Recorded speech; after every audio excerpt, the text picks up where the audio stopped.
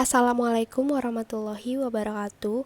Kami dari kelompok 4 kelas 12 IPS 4 akan mempresentasikan tentang kebijakan ekonomi pada masa demokrasi liberal. Kelompok kami yang terdiri dari Aditya Salman, Citra Amalia, Kaila Rahma atau saya sendiri, dan M. Rafli Aziz. Dalam perjalanannya, bangsa Indonesia telah mengalami banyak perubahan baik secara konstitusi maupun sistem pemerintahan, di mana pasca kemerdekaan tahun 1945, Indonesia masih mencari sistem pemerintahan yang dirasa sesuai dengan kehidupan berbangsa dan bernegara. Salah satu sistem pemerintahan yang pernah diterapkan di Indonesia adalah sistem demokrasi liberal. Demokrasi liberal sendiri merupakan sistem politik yang melindungi secara konstitusional hak-hak individu dari kekuasaan pemerintah.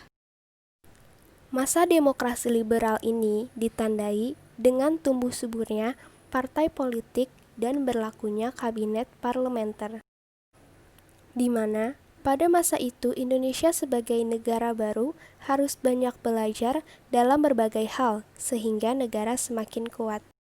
Salah satunya dalam bidang ekonomi, yang akibat sering terjadinya perubahan kabinet berdampak negatif terhadap kehidupan ekonomi di Indonesia. Demi memperbaiki kondisi tersebut, beberapa kebijakan ekonomi pun dikeluarkan oleh pemerintah. Adapun program-program di masa demokrasi liberal itu meliputi yang pertama, Gunting Syafruddin.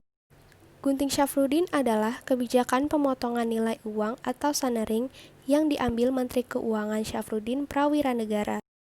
Pada tanggal 20 Maret tahun 1950, semua uang yang bernilai Rp2,50 ke atas dipotong nilainya hingga setengahnya.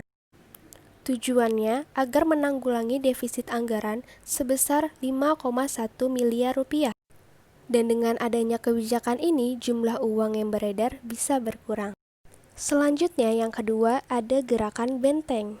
Gerakan Benteng adalah sistem ekonomi yang bertujuan mengubah struktur ekonomi kolonial menjadi struktur ekonomi nasional. Sistem ini dicanangkan oleh Menteri Perdagangan Sumitro Djojo Hadikusumo, yaitu ayah dari Prabowo Subianto. Gerakan Benteng ini diwujudkan dengan menumbuhkan pengusaha Indonesia lewat kredit. Namun, sayangnya program ini gagal karena pengusaha tak mampu bersaing. Tetapi, kegagalan ini justru menambah defisit anggaran dari Rp1,7 miliar pada tahun 1951 menjadi Rp3 miliar pada tahun 1952. Dan yang terakhir ada sistem ekonomi Alibaba. Sistem ekonomi Alibaba diprakarsai oleh Menteri Perekonomian Kabinet Ali I, Iskak Cokro Hadi Sudirjo. Program ini diberi nama Alibaba karena melibatkan pengusaha pribumi yaitu Ali dan pengusaha keturunan Tionghoa yaitu Baba.